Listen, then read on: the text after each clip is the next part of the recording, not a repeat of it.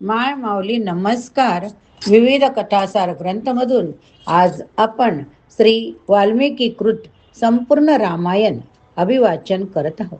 लाभ घ्या, लाभ द्या. चला तर सुरुवात करूया. भाग 72 उत्तरकांड सुरू. श्री गणेशाय नमः.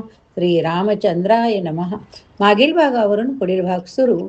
यावर प्रत्युत्तर देत रंभा म्हणाली, होय तू म्हणतोस ते बरोबर. तरी तुला माहीत असायला हवे की तुझ्या भावाचा पुत्र नलकुबेर याची मी कायद्याने पत्नी, आणि आता मी त्यालाच भेटायला जात आहे. म्हणून हे राक्षस राजा, कृपया धर्माचा मार्ग अनुसर आणि मला ताबडतोब जाऊ दे. चांगल्या सल्ल्यामध्ये स्वहारस नसलेला रावण उतरला. ज्यांना एकच पत्नी आहे अशा स्त्रियांसाठी तुझा युक्तिवाद लागू पडतो. तथापि ज्या प्रकारे देवतागण एकाच पत्नीशी बांधील नसतात, तसेच अप्सरांनाही खरेखुरे पती नसतात. म्हणून अशा तऱ्हेचे नीतिमत्तेचे मापदंड तुला लावण्याची काही गरज नाही. असे म्हणत रावणाने एका सपाट खडकावर रंभेला बळजबरीने खेचले. तिच्याशी समागम करायला सुरुवात केली. जेव्हा शेवटी तिची सुटका झाली तेव्हा केस वस्त्रे विस्कटलेल्या अवस्थेत रंभा आपल्या पतीकडे नलकुबेराकडे गेली व झाला प्रकार तिने त्याला कथन केला. रावणाच्या नीच कृत्याचा वृत्तांत ऐकून नलकुबेर संतप्त झाला. रंभेचे कथन पडताळून पाहण्यासाठी तो ध्यानमग्न झाला. त्यानंतर वस्तुस्थितीची खात्री पटल्याने नलकुबेराने पाण्याला स्पर्श करून पुढील शापाने उच्चारली. रावणाने पुन्हा कधी एखादी स्त्री तिच्या इच्छेविरुद्ध उपभोगायचा प्रयत्न केला तर त्याच्या मस्तकाचे 7 तुकडे 7 शकले होतील. ही शापवाने ऐकून देवी देवतांना अत्यानंद झाला. त्याने कुबेर पुत्रावर फुलांचा वर्षाव केला. त्याचप्रमाणे लंकेत रावणाने अपहरण करून नेलेल्या स्त्रियांना ही जेव्हा नलकुबेराच्या शापाबद्दल ऐकले तेव्हा त्यांनाही खूप आनंद झाला. जेव्हा रावणाला या शापाबद्दल कळले तेव्हा त्याच्याकडे आकर्षित नसलेल्या स्त्रियांची शरीर संबंध ठेवण्याच्या वृत्तीचा त्याने त्याग केला.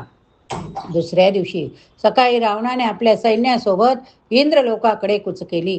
रावणाला घाबरत असल्याने स्वर्गाचा राजा इंद्र राक्षसांचे सैन्य येताना पाहून उदास झाला.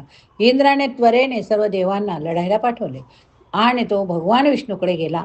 भगवंतांना दंडवत घालून इंद्र म्हणाला, ब्रह्मदेवाच्या वरदानामुळे रावणाशी लढण्याचा प्रसंग आलेला असताना मला असहाय्यतेने ग्रासले आहे.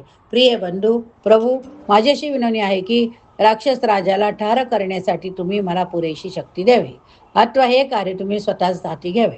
भगवान विष्णूने इंद्राला अभिवचन दिले, तुला घाबरायचे काहीच कारण नाही. रावणाला जिंकून घेणे तुला शक्य नसले तरी जा आणि त्याच्याशी लढ. त्याला आता ठार करण्याची माझी इच्छा नाही. पण लक्षात घे की योग्य वेळेतच मी फक्त दुष्ट राक्षसालाच मारणार नाही, तर त्याच्या सर्व संबंधित नातेवाईकांचा मी नायनाट करीन. त्यानंतर देवी देवता राक्षसगण त्यांना पाठिंबा देणारे त्यांचे मित्र दानव यांच्यामध्ये एक तुंबळ युद्ध घडले. रावणाचा मातामह सुमाली याने राक्षस सैन्याचे नेतृत्व केले. लवकरच देवांच्या सैन्याला उखडून टाकले. तेवढ्यात 8वा वसू सवित्र हा राक्षसांच्या हृदयात धडकी भरवत अचानक युद्धभूमीवर प्रविष्ट झाला. सुमालीचा रथ उद्ध्वस्त केल्यावर सावित्राने त्या राक्षसाची गदा उचलली. त्याच्या मस्तकावर गदेचा चुराडा केला, ज्यामुळे तो राक्षस मृत होऊन पडला. नेतृत्व हरपल्याने राक्षस सैन्य घाबरून पळून जाऊ लागले. नंतर मेघनाद पुढे आला. रावणाच्या त्या सामर्थ्यशाली पुत्राने देवांना पांगवायला सुरुवात केली. तथापि इंद्राने घाबरून पळणाऱ्या योद्ध्यांना धारेवर धरले. आपला पुत्र जयंत याला लढायला पुढे पाठवले. अशा तऱ्हेने 2 बरोबरीच्या सामर्थ्यवान राजपुत्रांमध्ये द्वंद्व सुरू झाले. परंतु जेव्हा मेघनादाने आपली मायावी शक्ती वापरून युद्धभूमीवर अंधकार निर्माण केला तेव्हा जयंत अस्वस्थ झाला. युद्ध अंधारात अधिकच भीषण झाले. सगळीकडे गोंधळ माजला. दैत्यांचा राजा इंद्रपती सच्चीला पिता पुलोमा याने येऊन बळजबरीने आपल्या नातवाचे केस पकडून त्याला मदरले. त्याच्या रक्षणासाठी त्याला युद्धभूमीपासून दूर ओढून नेत पुलोमाने त्याच्याबरोबर समुद्रात खोलवर उडी टाकले. जयंत उठून नाहीसा झालेला पाहून देवतागण गोंधळले, पळून गेले. इंद्राने ताबडतोब आपला रथ बोलावला. इतर आदित्याने वेढलेला इंद्र जेव्हा युद्धासाठी बाहेर पडला तेव्हा भयानक वारा वाहू लागला. आकाशातून मोठमोठ्या उल्कांचा वर्षाव सुरू होऊ लागला. दरम्यान इंद्राच्या उपस्थितीचे प्रेरणा मिळालेले देव राक्षसांचा एवढा संहार करू लागले की अखेरीस त्याच्या सैन्यापैकी फक्त 1.5 सैन्य जिवंत राहिले. रुद्र आणि इतर देवांनी केलेल्या एकत्रित हल्ल्यात कुंभकर्ण सुद्धा जखमी झाला. आता मात्र खूपच संतापलेल्या रावणाने शत्रू सैन्याच्या रांगाचा भेद करीत स्वर्गाच्या राजापर्यंत इंद्रापर्यंत मजल घातले. दोन्ही राजे जेव्हा परस्परांवर बाणांचा वर्षाव करीत पुढे सरसावले तेव्हा काळोख दाटून आला. इंद्र, रावण, मेघनादा खरीच सर्व जण गोंधळून गेले. सर्व देवांचा विनाश करायचा रावणाने निश्चय केला होता. राक्षस राजाला आपण ठार करू शकत नाही हे इंद्राला कळून चुकले आणि म्हणून आपल्या योद्ध्यांना त्याने रावणाला बंदिवान करण्याची आज्ञा केली. रावण अचानक इंद्रावर धावून गेला, पण आपल्या अस्त्रांच्या मुसळधार वर्षावाने इंद्राने त्याला मागे परतवले. घाबरलेल्या राक्षसांना आपला पराभवच झाल्यासारखे वाटले. मेघनाद संतप्त झाला, त्यामुळे अदृश्य होऊन त्याने देवांच्या सैन्यात शिरकाव केला. तो स्वर्गाच्या राजाच्या पुढ्यात येऊन टाकला. इंद्र बाणांचे अविरत प्रभाव सोडत त्याची दमवणूक करण्यात मेघनाद यशस्वी झाला. ब्रह्मदेवाकडून मिळालेल्या गूढशक्तीच्या जोरावर त्याने इंद्राला बांधून टाकले. देवतांनी रावणावर वर्चस्व प्रस्थापित केलेले पाहून अदृश्य मेघनादाने आपल्या पित्याला सांगून टाकले, तुम्ही युद्धातून माघार घेऊ शकता, कारण मी आधीच इंद्राला बंदी केलेले. विजय तुमचाच, त्यामुळे लढाई चालू ठेवण्यात काही अर्थ नाही. हे ऐकताच देवतागण नाराज झाले. तत्क्षणी युद्धापासून दूर जाऊ लागले.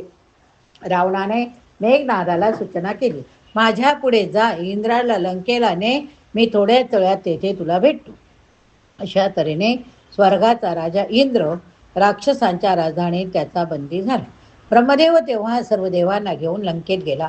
आकाशात स्थिरावून विश्वाचे पितामह रावणाला म्हणाले, तुझ्या पुत्राने प्रदर्शित केलेले सामर्थ्य, वीरता खरोखरच आश्चर्यजनक आहे. स्वर्गाच्या राजावर त्याने मिळवलेल्या नाट्यपूर्ण विजयाने मेघनाथ आजपासून इंद्रजित म्हणून ओळखला जाईल.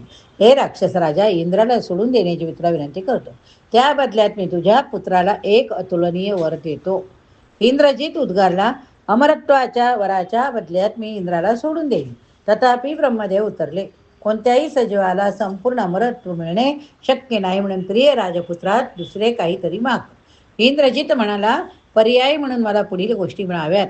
युद्धप्रसंगी जर वैदिक पद्धतीनुसार मी यज्ञात आहुती अर्पण केल्या तर ज्वाळातून एक प्रचंड रथ बाहेर यावा. त्यानंतर जोपर्यंत मी त्या रथावर आरूढ असेन तोपर्यंत मला मृत्यूपासून मुक्ती मिळावी. अशा तऱ्हेने मंत्रोच्चारण पूर्ण झाल्याशिवाय, आहुती अर्पण केल्याशिवाय जर मी युद्धात भाग घेतला तरच माझा विनाश ओढवून यावा. काही लोकांना तपश्चर्येनंतर अमरत्व प्राप्त होते, पण मला केवळ माझ्या सामर्थ्य प्रदर्शनाने याची प्राप्ती झाली. ब्रह्मदेवाने इंद्रजिताची विनंती मान्य केली. त्या बदल्यात राक्षसांनी इंद्राची सुटका केली. या प्रसंगानंतर इंद्र निराश झाला. त्याचे शरीर तेज निष्प्रभ होऊ लागले.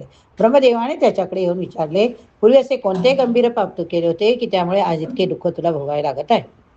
इंद्राने उत्तर देण्याची वाट न पाहता सर्वज्ञ ब्रह्मदेवाने पुढील कथा सांगायला सुरुवात केली. चला कथा ऐकूया. विश्वनिर्मितीच्या सुरुवातीला फक्त एकच प्रकारचा मानव प्राणी होता. त्याच्या शरीर अवयवात कोणताही फरक नव्हता. मग विविधता निर्माण करण्यासाठी, लोकसंख्या वाढविण्यासाठी मी पहिल्या स्त्रीची निर्मिती केली. तिला अहल्या हे नाव दिले, ज्याचा अर्थ जिच्याजवळ किंचित एक रूपता नाही अशी होय. अहल्याचा अर्थ काय? जिच्याजवळ किंचित एक रूपता नाही असे. ही मुलगी कुणाची जीवनसंगिनी असावी यावर विचार करत असताना मी तिला अनेक वर्ष गौतम ऋषींच्या देखरेखीखाली ठेवले. हे इंद्रा, या दरम्यान तू खात्रीपूर्वक असा ग्रह करून घेतलास की मी तुला अहल्या पत्नी म्हणून देईल. तथापि जेव्हा गौतमाने नंतर ही मुलगी मला परत केली तेव्हा त्यांच्या आत्मसंयमाने मी प्रभावित झालो. अहल्या त्यांची पत्नी व्हावी असे मी ठरवले. सर्व देव विशेषतः तू माझ्या या निर्णयाने अस्वस्थ झालास, त्यामुळे क्रोध लालसेच्या प्रभावाखाली येऊन गौतमाच्या आश्रमात गेला. जेव्हा तू सुंदर अहल्येला पाहिले तेव्हा तू बळजबरीने तिच्यावर अप्ती प्रसंग केला. तू निघून गेल्यावर तुझ्या पापी कृत्याबद्दल गौतमाला समजले. त्यामुळे अत्यंत क्रोधित होऊन त्यांनी तुला शाप दिला. हे स्वर्गाच्या विषयासक्त राजा, एक दिवस युद्धभूमीवर लढत असताना तुझ्या शत्रूकडून तू पकडला जाशील. याही पुढे जाऊन जे निंद्य कृत्य करण्यात तू पुढाकार घेतलास तसे कृत्य जेव्हा मानवी समाजात प्रचलित होईल तेव्हा तो हे पाप करील. त्याला ह्या पापी कृत्याचे केवळ अर्धकर्म फळ मिळेल. उरलेले अर्धे तुझ्या वाट्याला येईल. अशा तऱ्हेने यापुढे स्वर्गाचा राजा इंद्र म्हणून त्याचे स्थान सुरक्षित राहणार नाही. हे फक्त तुझ्याच बाबतीत नव्हे तर भविष्यातील सर्व इंद्राबाबतीत घडेल. इंद्राची अशी करडपट्टी काढल्यावर गौतमाने अविचार केल्याबद्दल आपल्या पत्नीलाही शाप दिला.